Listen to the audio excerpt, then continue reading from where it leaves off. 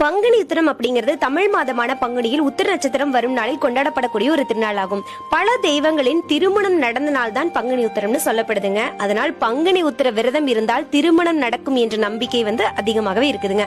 குறிப்பா இந்த நன்னாள் முருக பெருமானுக்கு மிகவும் உகந்த நாளாக கொண்டாடப்படுகிறது. பார்வதி பரமேஸ்வரர், ஸ்ரீரங்கநாதர், தெய்வானை முருகர் என தெய்வ திருமணங்கள் அனைத்தும் பங்குனி மாதத்தில் வரும் உத்திர நட்சத்திர நாளில் நடந்ததாக புராணங்கள் கூறுகின்றன.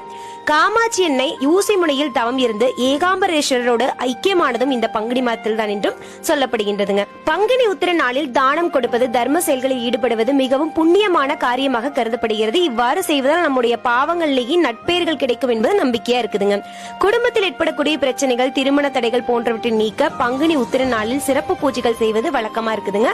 இந்த பூஜைகள் நம்முடைய வாழ்வில் நல்ல மாற்றங்களை ஏற்படுத்தி நேர்மாறான எண்ணங்களை வழங்குவதாகவும் சொல்லப்படுதுங்க.